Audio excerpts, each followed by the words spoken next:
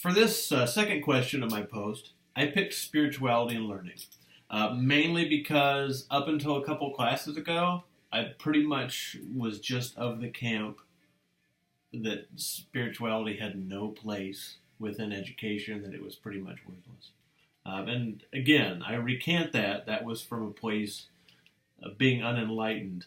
As I have researched further and I've dug into this, I've actually started to make the connection. And one of the biggest caveats, I think, one of the biggest stumbling blocks that a lot of people have to spirituality in learning or spirituality in general is when I say spirituality, I do not mean religion. That is something entirely different. Spirituality concerns, as I am discovering as I dig more into this, it is the essence of our soul. It is what makes us individual people. It is our being, if you will. It's who we are. It's what makes us laugh.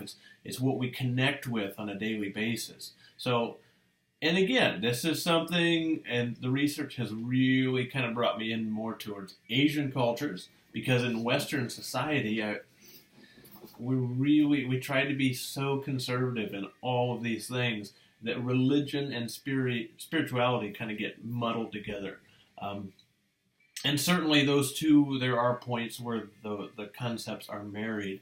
But in education, I mean, as we all well know, I am of a firm belief that religion has no place in education. Spirituality at the same point, how we learn and how we connect, I think learning can be a very spiritual process.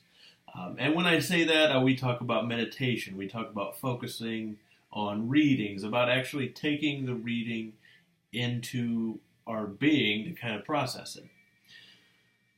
And building upon this, how do we use that for adult education, or education in general?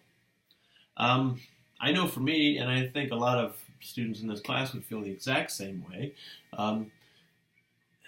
we've all felt something. We've all seen a movie. We've all read a poem. I hope most of you have read good poetry. We've heard a classical piece of music.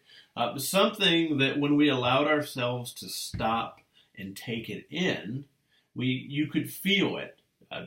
You could feel it engage something inside of you. It actually takes a deeper hold into your being. It causes your mind and your body to simultaneously stop and take a moment to process the information that is coming forth. So that would be a spiritual connection.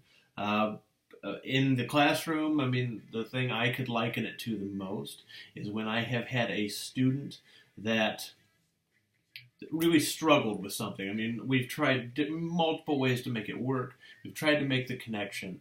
And then all of a sudden, we kind of start at the beginning. We walk through the concepts. And you can actually see that information start to be taken into that individual. You can see the light come on, and you see it. It makes a connection deeper than just in the mind. I mean, with that person's whole ability, they understand and they see the concept almost for the first time. So I think we need to integrate more of that into our educational endeavors.